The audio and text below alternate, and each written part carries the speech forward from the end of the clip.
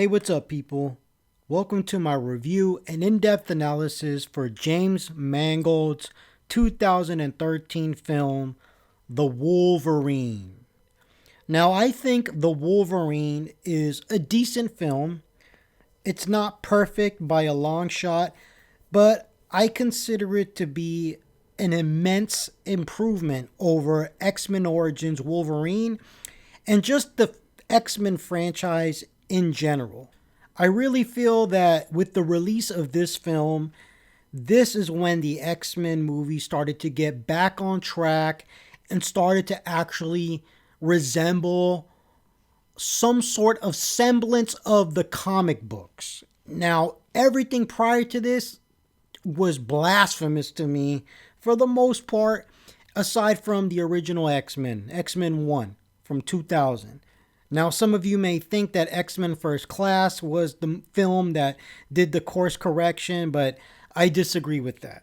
For me, The Wolverine is when things started to finally feel like, okay, this resembles the comic books that I read. And not only that, I feel like the filmmaking was starting to get better, and here it was easy to identify the improvements. Again, especially when compared to X-Men Origins Wolverine. X-Men Origins Wolverine was awful in regards to the filmmaking. I mean, it was just bad. And it really did a huge disservice to Hugh Jackman, who always brings his A game. Hugh Jackman is outstanding. It's not him that I have an issue with if there's a problem with the movie, because he always puts his heart into the role. And for that, I really enjoy his performances, but when it came to X-Men Origins, the filmmakers truly failed him. Now here with the Wolverine, we finally get somebody in the director's chair with some experience, with some excellent films under his belt. James Mangold made Copland, which is one of my favorite crime thrillers. He made Girl Interrupted, which was outstanding. 310 to Yuma remake. I mean, the guy has talent, and he's really good with actors. And this film significantly improves on characterization and character development, which was a huge shortcoming for X-Men Origins Wolverine. Here we actually have scenes. They're not afraid to slow things down and develop the characters and dive into the emotions. And I really appreciate that, because that's what a film should be. That's what a movie should be, especially if you're dealing with a character that's as profound and deep and complex as Logan, as the Wolverine. And I really like this film, but again, there are some shortcomings to this movie that can't be overlooked. But before we get into all that, I just want to say that I'm a huge fan of the comic book that this is inspired from, that this film tries to adapt. And, well, in reality, it's one trade paperback volume, the Wolverine Limited Series, which was drawn by Frank Miller before he went insane and started drawing trash and writing trash, like in The Dark Knight Strikes Again, but we'll talk about that another day. So this is when Frank Miller was on top of his game, man, in the 80s, when he was doing Daredevil, all that stuff.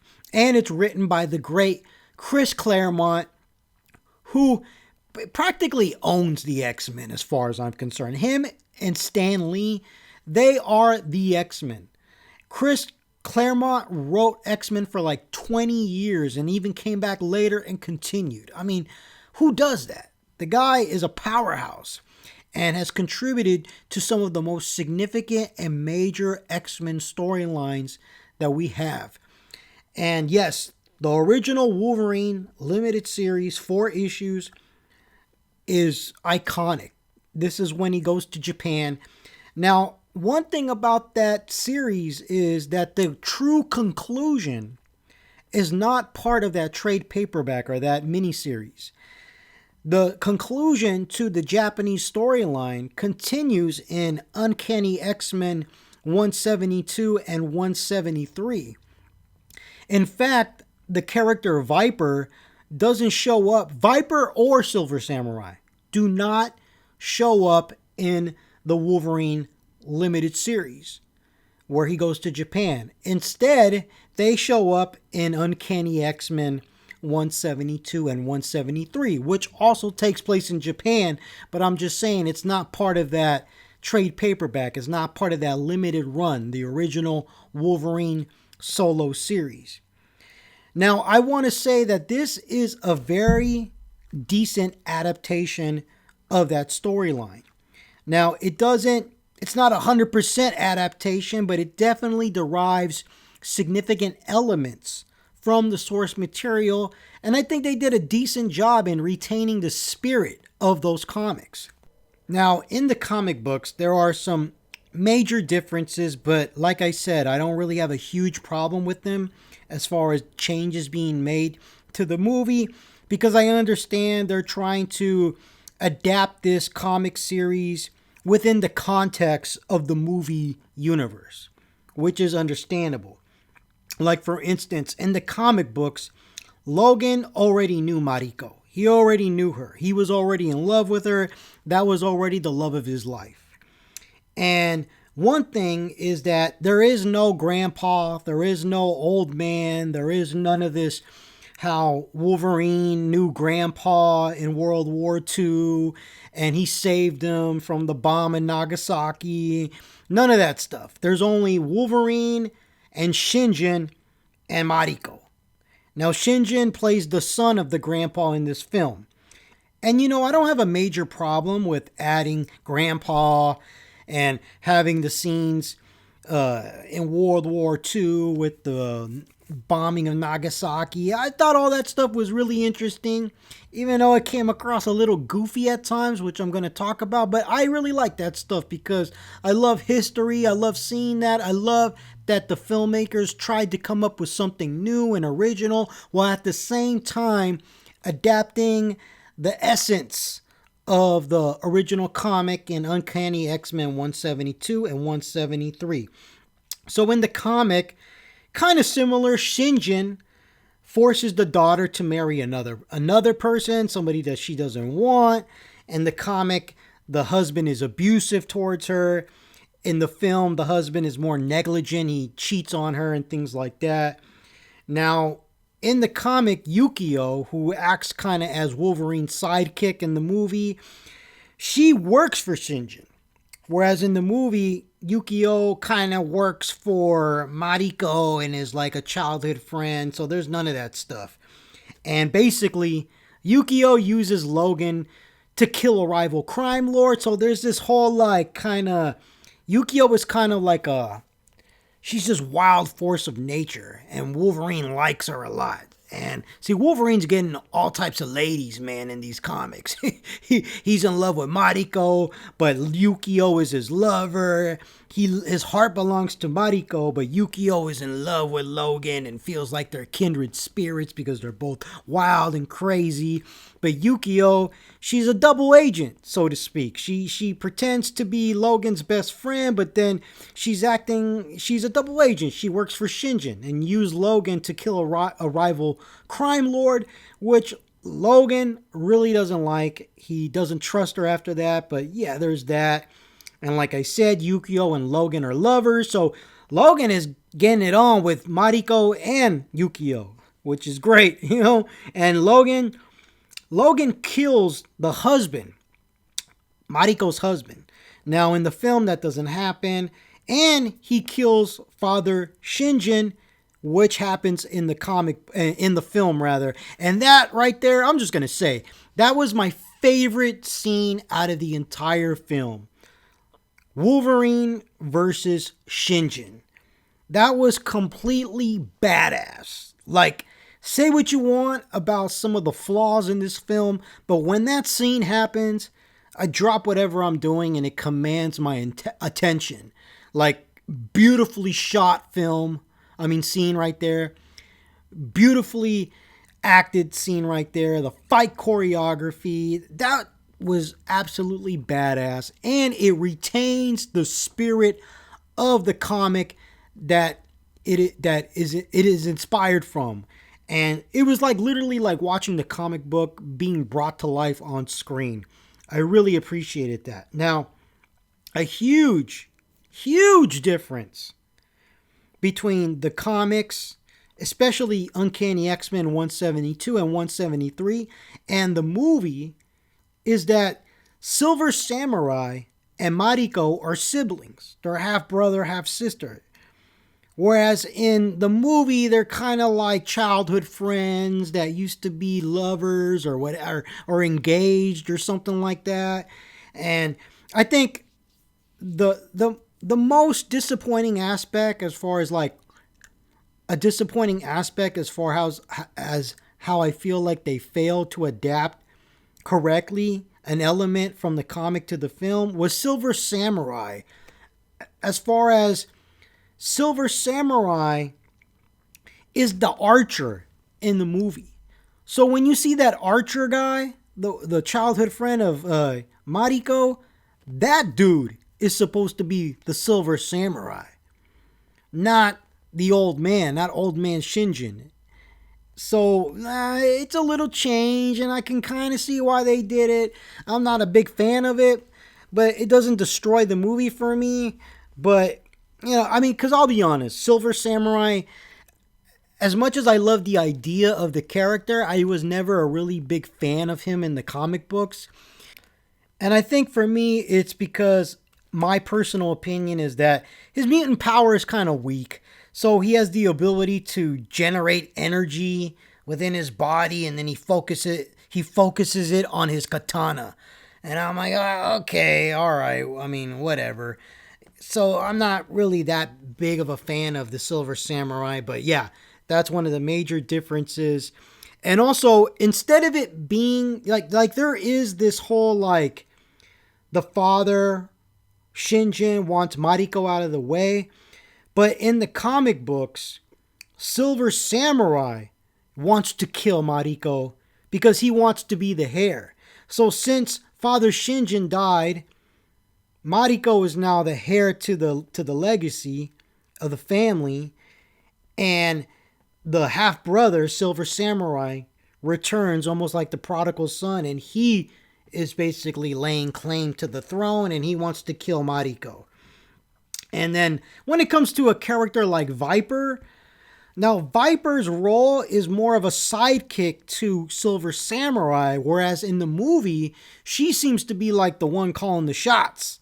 Just a little change right there. And basically in the comics, Viper tries to kill Mariko, but Rogue, the real Rogue, not the stupid one from the movies, intervenes and basically saves her, but she's almost fatally wounded. And then Wolverine, just like X-Men 1, the movie X-Men 1, allows her to use his power so she can heal herself. And they kiss and all that stuff. And basically Rogue kisses Wolverine to heal. It was touching.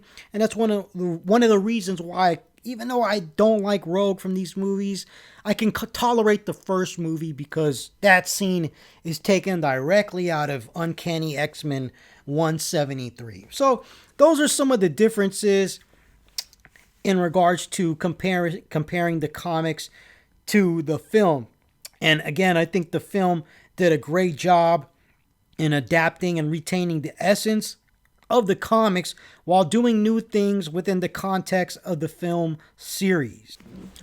However, there is one thing that I found really annoying about this movie, and ultimately it's the number one thing that I dislike about this movie.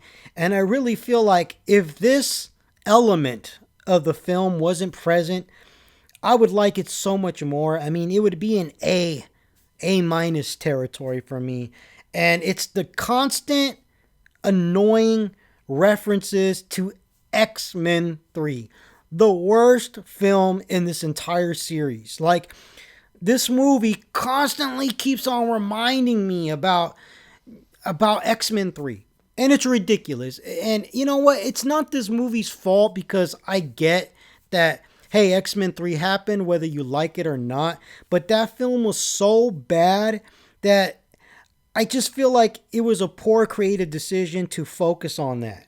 For instance, All these flashbacks, or they're not even flashbacks because Wolverine never had a relationship with Jean Grey. See, this is where I get pissed off. See, this film wants me to believe like, oh, Wolverine and Jean, they loved each other. Wolverine is like, I love you, Jean. And it's like, dude, you didn't even know her. You didn't know her. Like, please, audience, really sit back and think about this. Wolverine is introduced to Jean Grey in X-Men 1. He was with them for like what? 3-4 days? Okay. They do the Liberty Island mission. Then immediately at the end of the movie, Wolverine takes off to go find William Stryker or to find out his origin. Then X-Men 2 happens, and as soon as Wolverine returns to the mansion, Jean and Storm, we gotta go. We gotta go talk to Nightcrawler. Something like that. Then the team is broken in half, like for the entire duration of the movie. Then they reunite when they get picked up in the X-Jet and the Blackbird after at Iceman's family's house when Pyro went crazy and Bobby's brother basically swatted his own brother.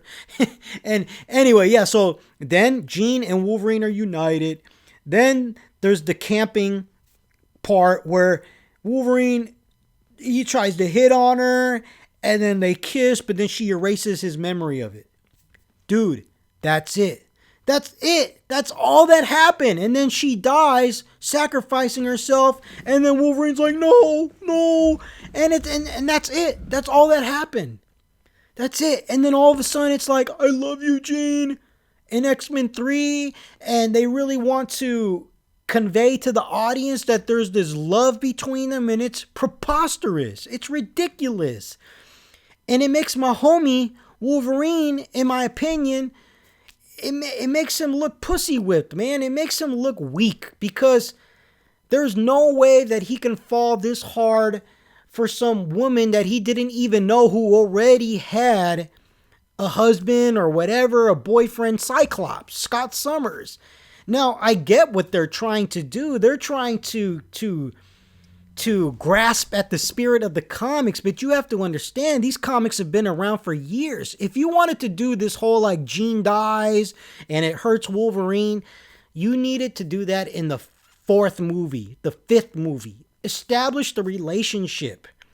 Have some years take place between films. Have stuff happen off screen, but Wolverine and Jean never had a chance. They never knew each other. So that brings me back to the Wolverine.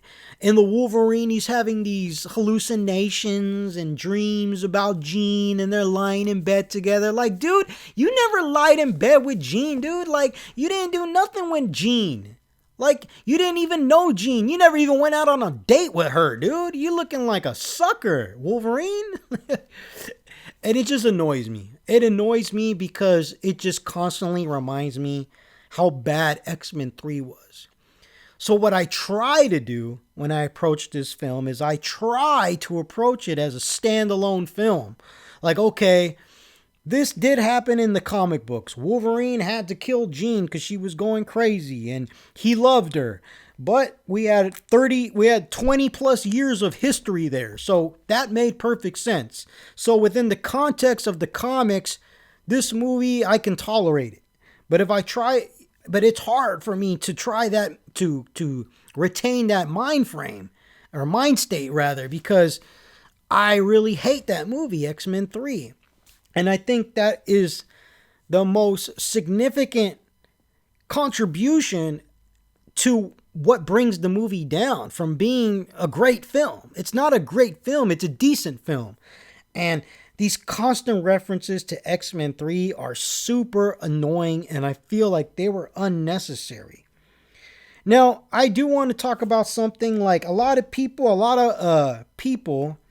I don't know if they're proponents of the film, but they say like, oh, the first 2 acts of this film was great. And the 3rd act really got messy. I don't know. The 3rd act was really bad. It got really silly. Are you kidding me?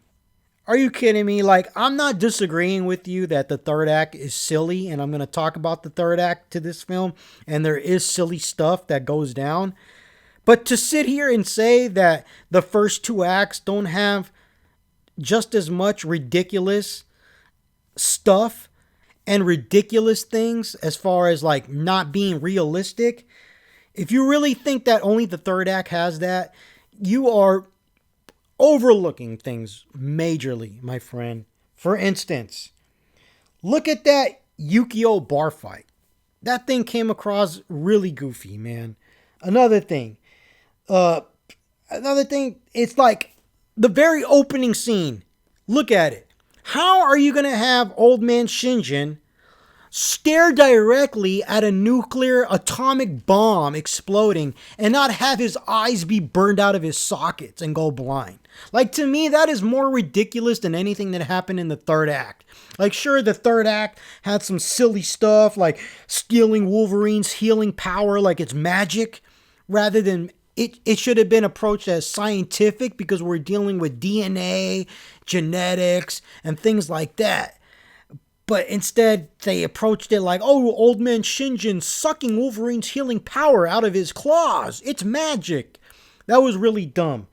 But one thing that I just can't get over is just seeing old man Shinjin staring at the nuclear blast that went down at Nagasaki, staring directly at it and just like nothing happening to him.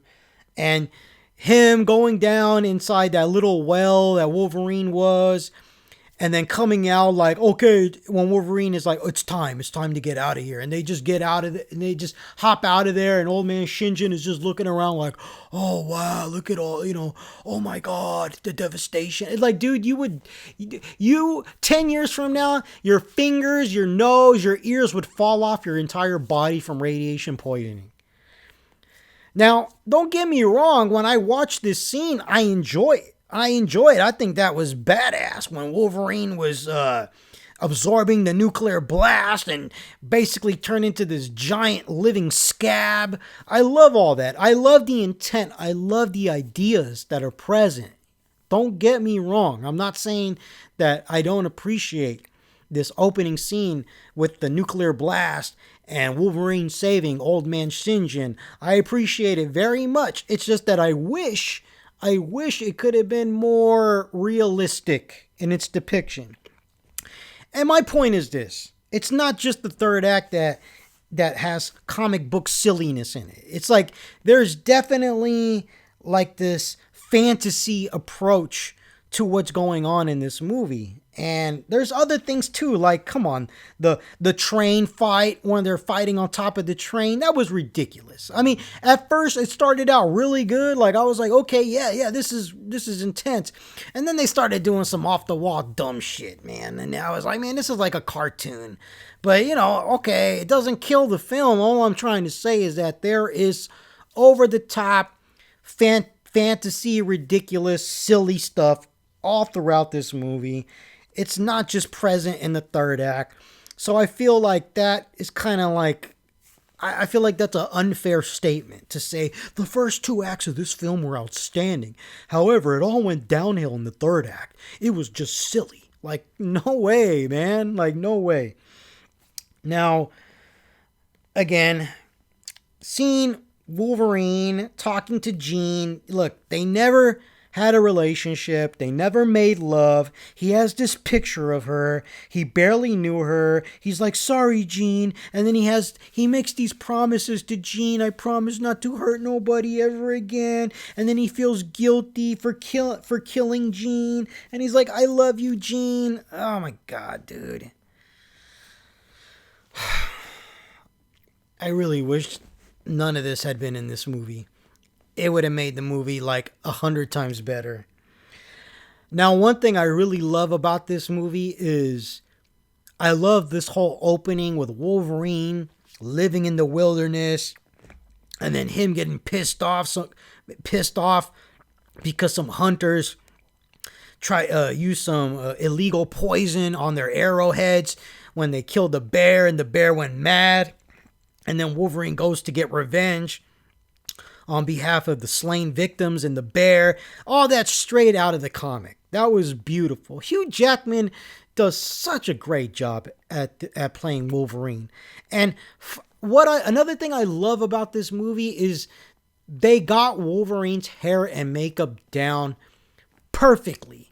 Like Wolverine looked okay in X-Men 1. Some scenes I'm like, but I thought he looked ridiculous in X-Men 2 and X-Men 3. Like, they tried too hard to stylize his hair and stuff. And it wasn't until X-Men Origins that they went for a more natural look, and here he looks great. He looks great. His hair, his makeup, no problem. He is so ripped in this. He looks like one of those 1980s action hero badasses like Arnold Schwarzenegger or Sylvester Stallone, right?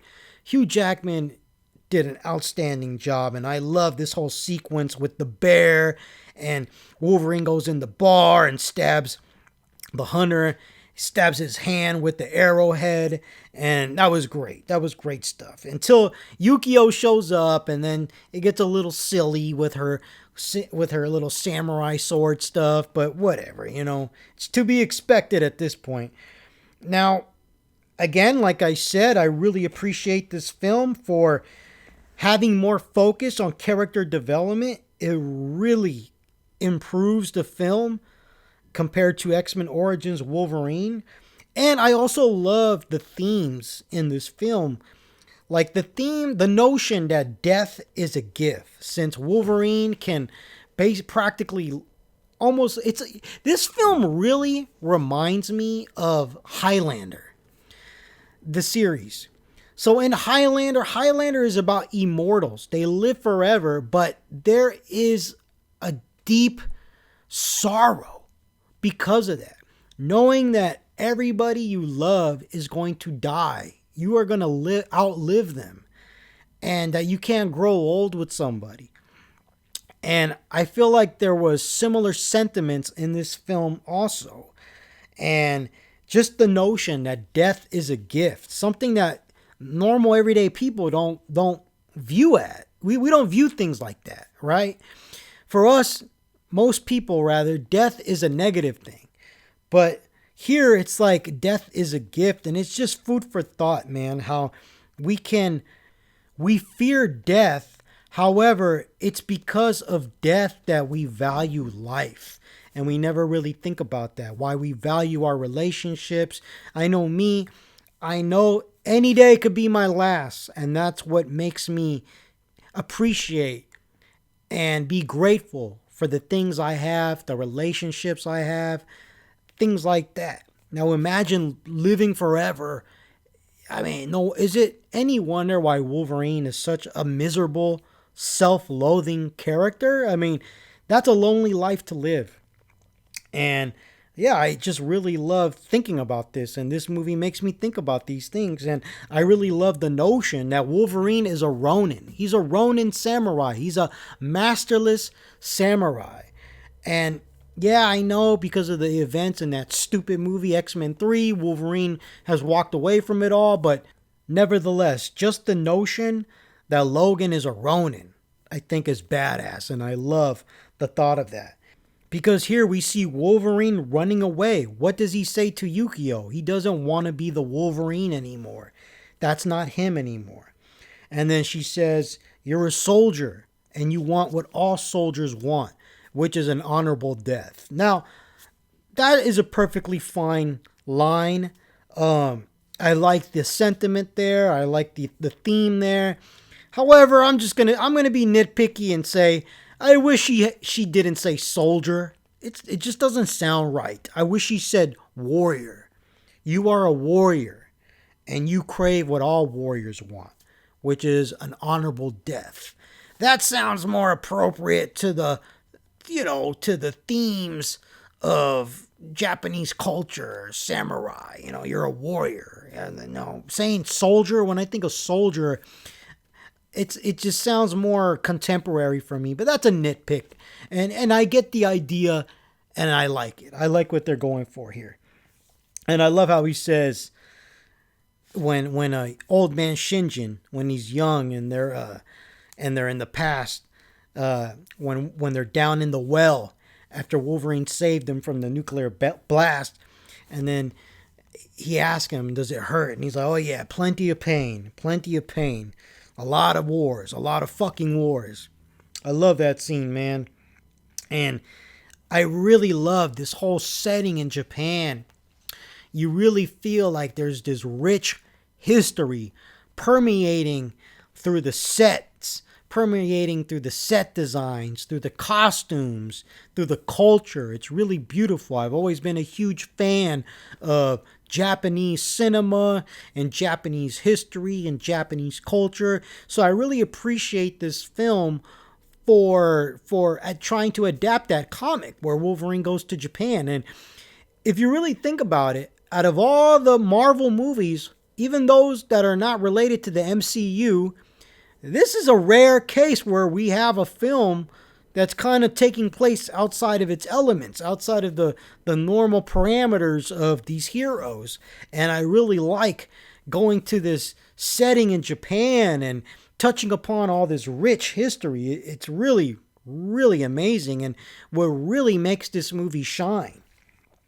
We also have some humor that I really appreciate. Like, I like it when he's getting bathed by the servants and he's like, "I feel violated."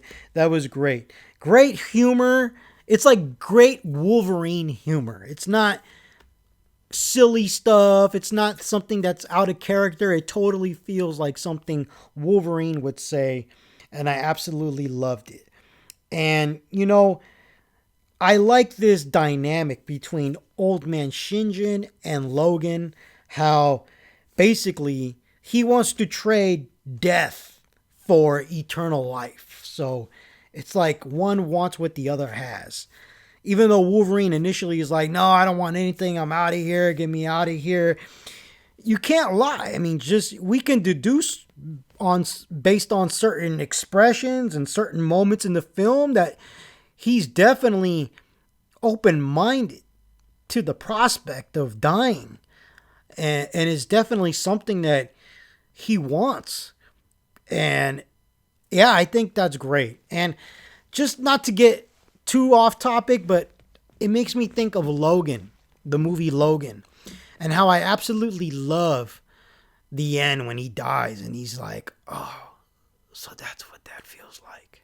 That's what death feels like. And it makes me think of this movie. I think that's great. So basically, like I said, the differences between the comic here, the son, Shinjin, doesn't want the daughter, Mariko, to be leading Yashida or something. And here they kind of frame it like it's a corporation and that there's maybe some criminal underworld elements lurking in the back. Whereas in the comic books, it's like, it's not presented like a corporation. It's more like the family, almost like they're one of the major families in Japan and have claim to the throne, like an emperor or something. And then there's connections to the criminal underworld, the Yakuza and things like that. So that's a little difference in this movie. I don't mind it. And yeah, that scene when Wolverine fights Shinjin and he says to him, like, "You tried to kill your daughter. Live with that." That was amazing. That's more painful than getting your arms chopped off and being killed. Like, making him live with that, and he can't live with that, and that's why he doesn't surrender and he tries to kill Logan, and then ultimately Logan kills him with his claws, and that's when he basically retakes that mantle, and he's like, "I'm the Wolverine." And that was beautiful. That was a beautiful scene. I absolutely love that. And then here, Viper, who seems to be the one calling the shots, not Harida. Harida is basically Silver Samurai, right? So when I say Harida, that's who Silver Samurai is supposed to be. But here in this movie, he's the archer. I called him the archer because he's the guy with the bow and arrow taking people out on the roof. And in the comics, Harira is kind of the one calling the shots, but here it seems to be Viper. The actress that played Viper, I think she did a great job. She was great at coming across menacing, cunning, sexy, unpredictable. That's what she was. She was unpredictable, and I think she did an outstanding job. Kind of being the secondary villain to Shinjin and his father. So that's one thing that I really appreciated that. Now, another thing, in addition to the whole Jean and constantly being reminded of X-Men 3 nonsense that I disliked about this movie, and this one's not as bad as that, but this whole notion that Yukio can see the death of people, it was really annoying to me. It was annoying. First of all, because that's not in the comic books, but okay, it's something new to the movie, fine. But I really feel like it had absolutely, it did nothing. It contributed nothing as far as story. It didn't contribute to progressing the story. You could have took that whole element out of the film and it would have changed nothing.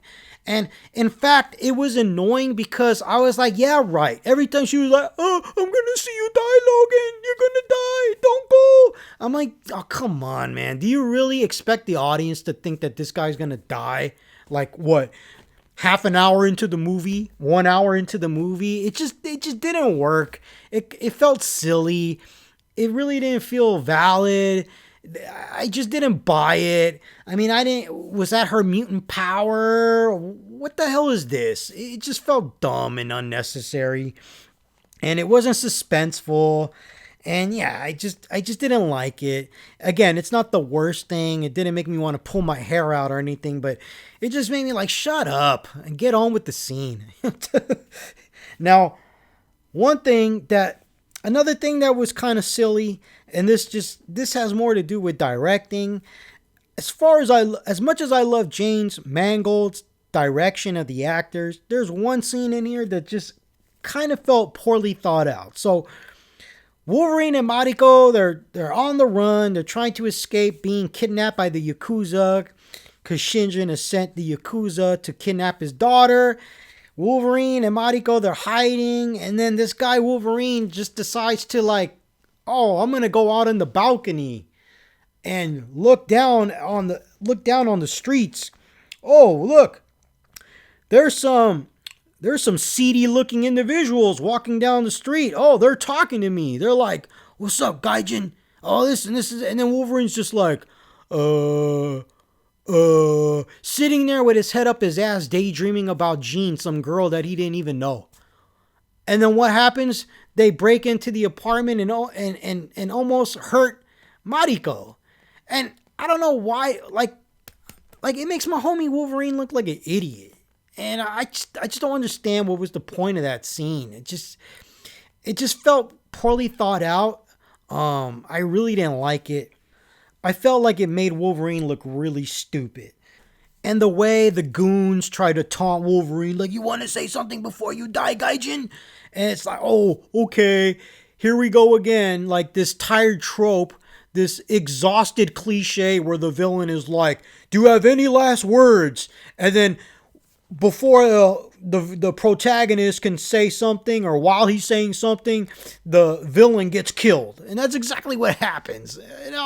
Come on, man. Like, that was silly and unnecessary. Now let's talk about another theme in this movie that I really enjoyed. And this was something that came out of the Mariko character. And that's basically Mariko fighting against the patriarchal society or patriarchy that is running in her family. And no, I am not getting woke over here. This is a true fight against the patriarchy. I'm not talking about no radical leftist feminist contemporary critique against Western civilization. I'm not talking about that nonsense. I'm talking about the serious struggle that the character Mariko has against the patriarchy in regards to how her father just feels insulted that the grandfather could offer the corporation or the family legacy to a woman. And I love that. I love seeing her fight against that. And what makes it so great is that she fights it with action. There's no lecture to the audience. There's no stupid lines of dialogue where she's like, I can do anything a man can, which is totally what some contemporary feminists from the West would put into the movie. But that's not what they did here. This was like a true struggle of a woman against the patriarchy. And I thought it was executed beautifully. And you can even see that I mean, just think about that. Her own dad wants to kill her. And that's some pretty heavy stuff to deal with. It's almost like, even though she's grown, she's a grown woman, she's no longer a child. It's like a form of infanticide. And yeah, that's abhorrent, man. That's shocking. And I love that. I love this whole idea of father versus daughter and things like that, and seeing Mariko fight and rise up against the true patriarchy that exists for her. That was really touching. And like I said, the whole scene, the whole battle between Shingen and Wolverine was easily the best thing out of this entire movie. I also love that sequence where Wolverine is performing surgery on himself because Viper basically weakened him, took away his powers, and made him weak.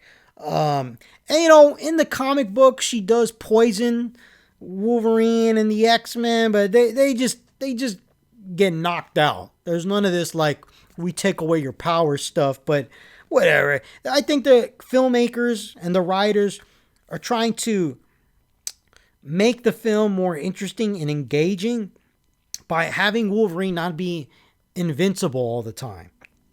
I think sometimes the notion that he's basically always invulnerable can get boring. So I don't mind him being a little weakened. They did the same thing in Logan. And, you know, and I think it works out great because then you could struggle with the character.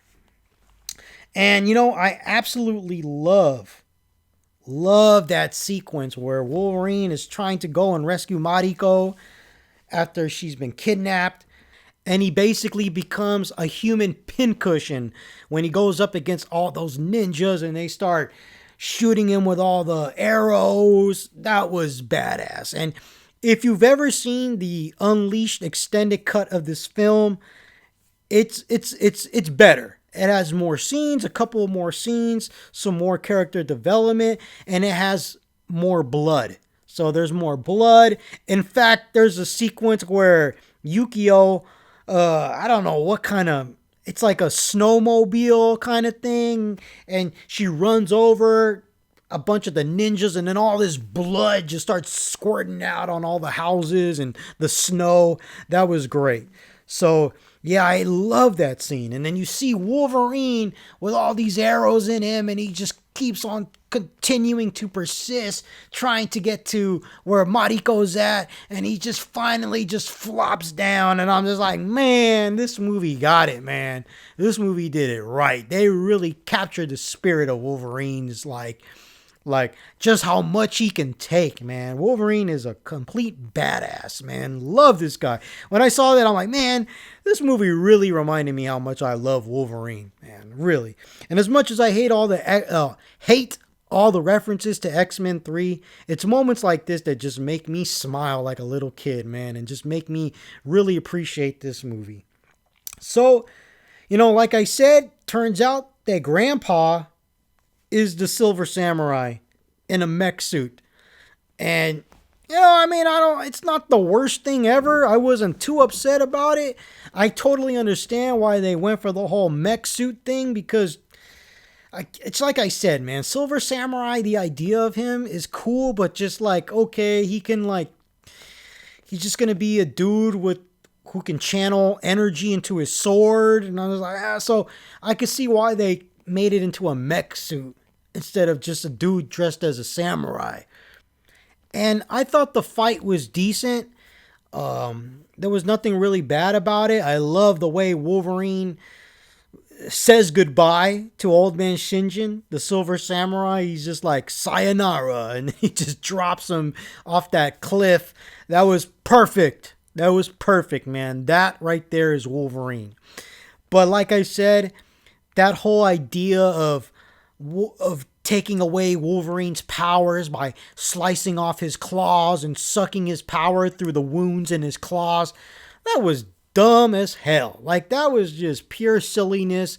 How does this work? Please explain. Please explain. Like, there's a good story here. This movie could have been perfect. Really, it could have been an impeccable film with a second rewrite, another rewrite. And when you get to that, just be like, look, man, we have to explain how this is possible. Like, we know this is far-fetched. We know this is a comic book movie and this is fantasy, but you got to understand, this is a mutation. Has to deal with DNA. Things like that. Please explain how you are becoming younger by sucking out Wolverine's power through his claws. Like, and it doesn't have to get too complex. It doesn't have to become rocket science. I mean, you could say like, oh, I need the bone marrow from you in order to complete the transfer process and whatever, and alter my DNA to be like yours. I mean, they don't even say anything like that. They don't say anything. They don't explain nothing. I mean, if you're going to be ridiculous, at least give me that explanation. Like, I need to suck your bone marrow out of your body, out of your claws, so that I can speed up the alteration of my DNA. I mean, if you had just said that, yeah, that's ridiculous, but at least you said it. At least you explained it within the context of mutation. But here, there's nothing. So I'm just watching it and I'm like, it's like almost like they treat Wolverine's powers like it's magic. But it doesn't break the film. I still enjoyed this movie very much. I really recommend it if you're a huge Wolverine fan. Like I said, the only thing I absolutely hate about this movie is the references to X-Men 3. But if you approach this as a standalone movie, better yet, if you've never seen X-Men 3, oh my God, I envy you. I envy you. If you've never seen X-Men 3, you can enjoy this movie to its fullest extent. And yeah, you could just watch it as a standalone film. Maybe you don't even know who the hell Jean is, and you could put two and two together. Wolverine had a woman that he loved, and he had to kill her, and there was a tragedy in his life, and it haunts him, and he's trying to get over it. This is it's almost like a Western. Or, yeah, Western. And, there's a lot of similarities between Westerns and these samurai films. Like how Akira Kurosawa's Yojimbo was adapted by Sergio Leone and became A Fistful of Dollars. Same thing with Magnificent Seven. Magnificent Seven, the Western, classic Western, is an adaptation of Seven Samurai by Akira Kurosawa. So there's similar themes here. And this film totally feels like a Western. And another reason why I love it, and yeah, you can approach it as a standalone. So check it out. I highly recommend it. One other thing that I really disliked, and then I'm going to wrap it up here. And it's kind of a nitpick. It's not a big deal, but it was the ending to this movie. Like, literally, I'm not talking about like the last 5 minutes or the last 10 minutes. I'm talking about literally how the film ended, like the last shot or like the way it cut to the credits. It just felt so abrupt. It felt like there was no closure or anything. And I was like, when I every time I watch that movie, from the first time to just literally like yesterday, I just see the way they ended that film and I'm like, how jarring. And who in their right mind thought that would be a good way to end the movie and like give the audience some closure and ride them out into the sunset and making you feel good? Instead, it's like him and Yukio, they're on this plane and they're like, oh, where do you want to go? And Wolverine's kind of like, I'm paraphrasing, like, oh, I don't know. And then it ends. And it's just like, what? Like, how this movie should have ended? It should have ended with Wolverine saying goodbye to Mariko. and they share one last kiss, and then Wolverine takes off. He says goodbye to her. He's walking to the plane. There's a sunset behind the plane. The music plays, the crescendo, whatever. It peaks. And then Wolverine gets on the plane. And then he's looking out the window at Mariko. And then he basically, maybe there's a voiceover and he could say, "I'm the Wolverine." And then, give me some closure. Like give me something operatic. Give me some cinema. You know what I'm saying? Because the way they ended the movie just felt jarring and abrupt. And like I said, it's just a nitpick. I still recommend this film. Now, for me, I give this film a B-. I really enjoy it, even though there's some things that I really get under my nerves, mainly being the references to X-Men 3. But other than that, it's a huge improvement over X-Men Origins Wolverine. And this was kind of the beginning of this franchise basically taking the step in the right direction as far as directing and also adapting the comic books and retaining the spirit. And I really appreciated it. And if you've never seen X-Men 3 or you don't feel as strong against X-Men 3 as me, this could easily be a B+. So, yeah, there's plenty to enjoy here. Thank you guys for listening to this review and in-depth analysis for The Wolverine. If you enjoyed it, please like, subscribe, and share. Take care, people. And last but not least, one love.